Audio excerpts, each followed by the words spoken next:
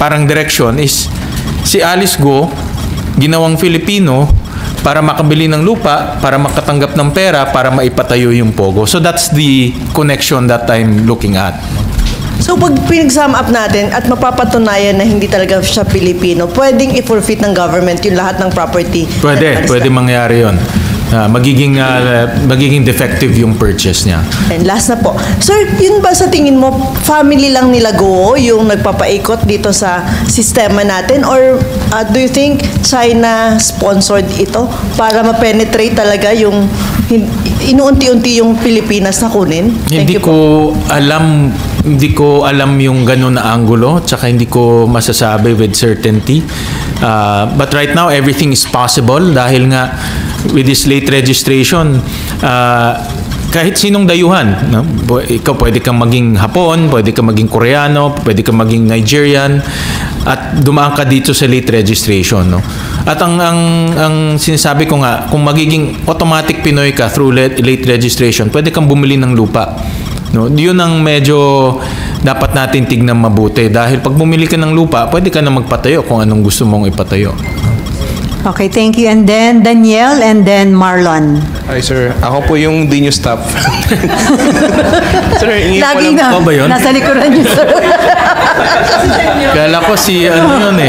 Ang daming article Si Senior Aguila. Sir, hingan ko lang po kayo ng reaction. Sinabi po nung company Mayor Go, parang they are still inclined na tumakbo sa 2025. Importante yung action ng Solicitor General, no? Because judicial process yan, magpa-file sila ng case at dito patunayan ng Office of the Solicitor General na hindi siya Filipino at yun na nga, nagsinungaling sila doon sa kanilang birth certificate. So importante yan, that's the first step.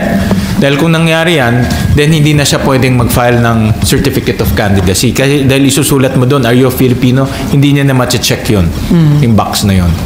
So ibig sabihin, sir, kailangan kumilos na ng mabilisan kasi kung malapit na yung filing. Yes, tama ka doon. Yeah, that's a very good point. Dahil October na yung filing at kung walang kaso or yung kaso pending, pwede pa siya mag-file ng Certificate of Candidacy niya. Pero pwede Tama siyang ka doon. ma-disqualify, sir, in case na during the campaign, lumabas yung result. Ako, I would assume pag final niya yun, maraming taga-Bamban magpa-file ng disqualification because of this. No? Most likely, makakalaban niya bilang alkalde. No?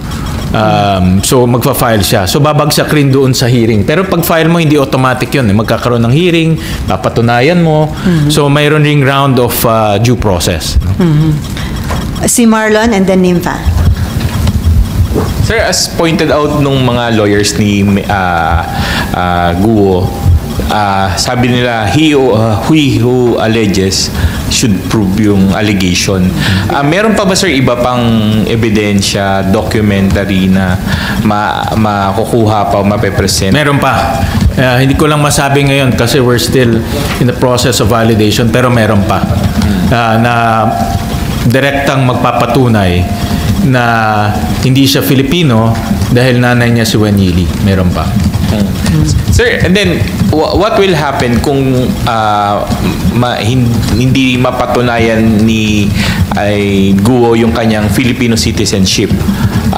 What will happen to her? Ang process ay nakikita kong process yan, yung kanyang birth certificate ay ma-invalidate. At since wala na yung birth certificate niya invalidated na, hindi siya magiging Filipino. No? At ang next step dyan, i-determine kung anong nationality siya. Pero siya na magde-determine nun dahil hindi na natin, Pilipinas to, hindi na natin trabaho kung ano i-determine yung nationality niya. No? Ang trabaho lang natin ay ma-invalidate yung birth certificate niya dahil nga yung mga impormasyon na binigay ay mali-mali. No? So, but ngayon kung anong nationality niya, siya na magpapatunay niyan kung ano yung magiging nationality niya. Sir, yung in connection dun sa tanong ni Mav kanina, we all know that Pogo only came into existence 2017 2019. Dun talaga sila dumami.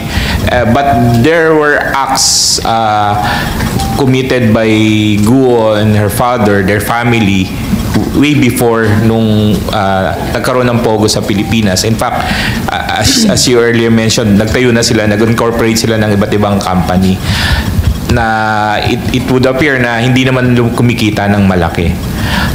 Ano sir yung tingin nyo yung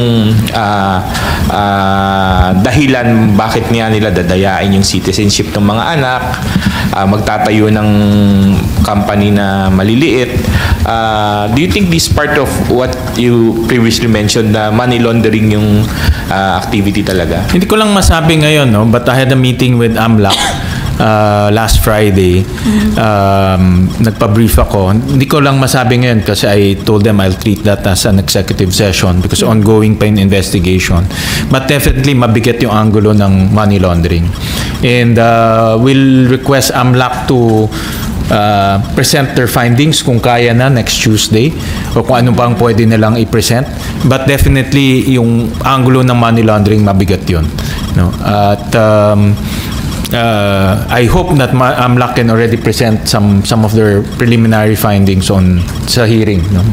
But yung angulo na yan should be pursued dahil ang kinakatakutan ko pag itong money laundering hindi natin mapipigil, pumapasok ang pera na hindi natin alam saan nanggagaling at nagagamit yan sa politika, nagagamit yan sa iba pang hindi tamang bagay dahil hindi mo alam saan source hindi mo rin alam saan ang paggastos, no?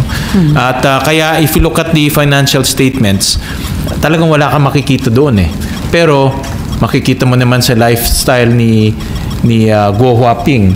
Nakikita mo naman yung kanyang campaign, no? Nasa social media niyon. Hindi ordinaryong kampanya 'yon, no? Yung bumababa ka sa helicopter, hindi ordinaryo 'yon, no? So definitely may pinagkukunan silang pera. And then